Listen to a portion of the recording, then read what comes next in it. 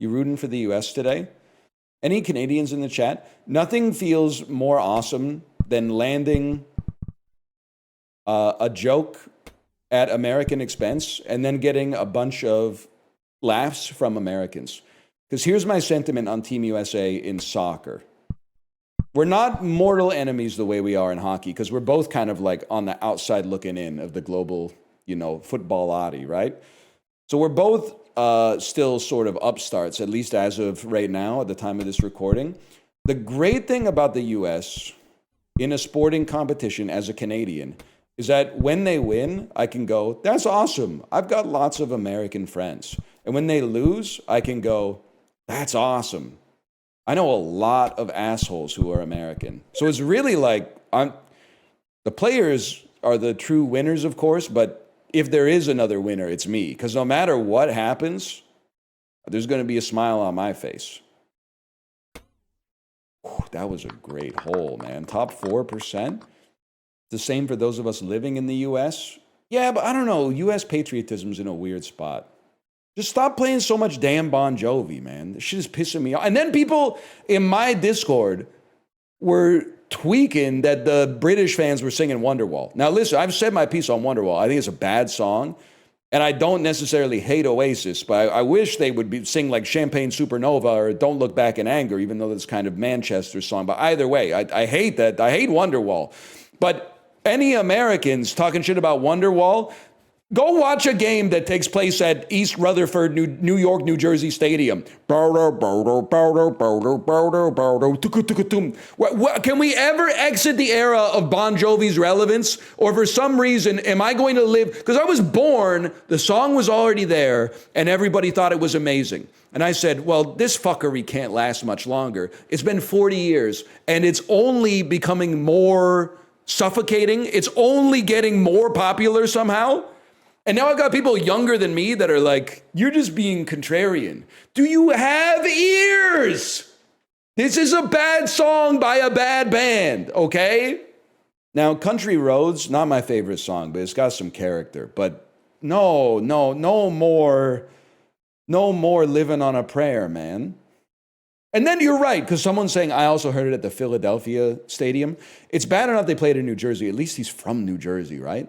Then when they play that shit in California, I'm like, fuck you, you fucking dickheads. There's ain't no Californian songs better than Living on a Prayer. I know there are, man. Why are you co-opting Northeast New Jersey Turnpike culture? Now, I'll allow it if you're playing the boss, but can you just, run something Californian, man? Bruce Springsteen is worse than Bon Jovi. It's not even close. You're literally part of the 84% of the population that has no interiority. Go back to listening to music predominantly for pump-up vibes, okay? Live your whole life like it's the day before an 8th grade hockey tournament, motherfucker. You have no interiority whatsoever. Bon Jovi clears Bruce Springsteen. Bon Jovi, whose most popular album ever is called Slippery When Wet. And go look at the cover and tell me what they were all about, okay? It's about a floor. This must be about a floor. Whoever made Sticky Fingers must be disgusting. I'm not fucking with the Rolling Stones either. One of the biggest psyops in popular music. Beatles or Rolling Stones. This is not, Mike Tyson versus Jake Paul, but in their primes, bro. In their primes, okay? Rolling Stones, couple of great albums, lots of catchy songs. But the Beatles versus the Beatles. Let's not be ridiculous here. I'm throwing hands? No, you're not, because you're not that passionate about the Rolling Stones. People will throw hands over the Beatles. They'll be like, I fucking got married, the Golden Slumbers. No one's going to be throwing hands over, I really like Don't Stop or whatever. Don't stop, baby, don't stop. She scratched her nails down my back. Boy, her nails were sharp. Don't stop. Come on, don't be ridiculous. You're right about Bon Jovi. They're playing it in fucking Dallas right now. Nothing pisses me off more than when I say, why does every American FIFA game play Bon Jovi Living on a Prayer? And then the Americans go, I don't hear it. That's because you're getting skull fucked by ads during the hydration break. You commercial merchant. In the civilized parts of the world, we're just watching the players squirt a little bit of water in their mouth and then waiting 10 minutes for your ass to get back to the game. I don't see why we should be punished with Bon Jovi just for not getting the ads. Could be the White Stripes. Dead leaves in the dirty ground when I know you're not around. Shiny tops and soda pops when I hear the lips hit the ground. When I hear your lips hit the ground. I don't know, man.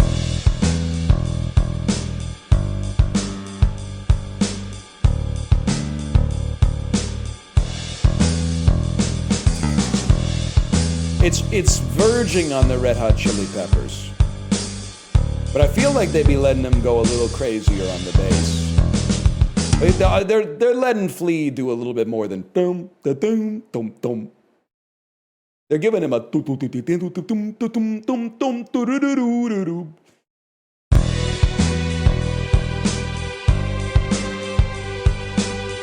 oh, this is Bring Me to Life, bro. This is 100% Bring Me to Life. It's funny because the strings don't seem to add that much to it, but it like recontextualizes the rhythm section in such a way that it makes it so obvious.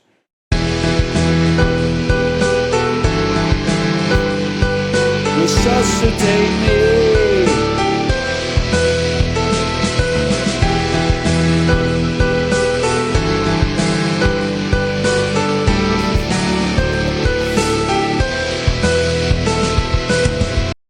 I love that. Wait, someone said the way that you feel about Linkin Park is how I feel about this band. Buddy, take my hand.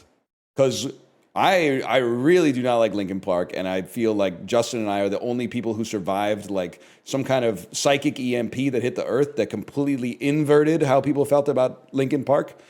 But Evanescence is obviously a lot worse. And I haven't only heard this Evanescence song, because this song was so popular. I also had to hear like 6 more Evanescence songs that they came out with to try to like copy to capitalize, I should say, on the popularity of this one. Like Evanescence, the world was we still had problems, but culturally the world was in a better place when we all agreed that this was not good at all, but was like a regrettable fad in popular music that existed for like a few years in the early to mid 2000s. But then somehow like it having an echo that has brought it back around and completely been, but every single band will have to go through this. Cause I listen to TikTok by Kesha more than almost any of you in the chat. And it's always against my will because it's on my daughter's Spotify playlist. The fact that there are literally like people with real jobs and like master's degrees in university that are like, this song's awesome. I'm like, it's insane to me what they've done to us. Just the complete lack of aspiration to ever engage with anything beyond pure dreck. It's a fun song. Did it hit different in 2010? Not for me. And I actually was, trying to get a little bit tipsy. That's what I was doing. You were like 9 or something like that. I was living that lifestyle. And I'm telling you, that was not an accurate representation of the lifestyle. You know what was? Younger Us by Japandroids. Remember that night you were already in bed and said, fuck it, got up to drink with me instead. That's more what it was like, man. You weren't fucking there. You were going to like gymnastics class and wearing a shirt that said Mice Girls and had little mice on it dressed up like the Spice Girls, okay? But one thing's for sure, you can forgive a child for listening to music that's directed at children. But when we still have adults that are like unwilling to accept that this is garbage and are still actively listening to it, it just wouldn't be me. Let's put it that way. I wouldn't be getting my feelings hurt by someone saying that TikTok by Kesha is a bad song. Have you listened to it since you were 9? You like Bob Dylan? He's an artist. He's a bad singer and a great artist. He's searching for something. And there was a period where he found it. And then he lost it. And then he found it. He's been finding it and losing it like kind of on and off since like even the early 70s, but particularly like from the 80s onwards. Aren't you the guy who complains when people hate things? You got me motherfucking confused, bro. Picky eaters? I think you're moving the goalpost a little bit. You have rant compilations? No, I don't. Librarian has rant compilations from my content. I don't have those. Don't get mad at me for the recontextualization of my content for which I have no control over. Someone taking my content out of context, where I might do 3-4 rants per stream, and then it gets recontextualized into an hour-long video of me just ranting, and then you watch it, and then you say you always rant. That's not me, bro. You got me confused with another motherfucker. You've got me confused with you. You're complaining about the sequencing of the tracks on a greatest hits album. Go listen to the original LPs. I'll stand by TikTok is real. There's nothing you could say to convince me it's a bad song, because I will not be bullied by consensus into changing my opinion when I have ears. I am the primary source.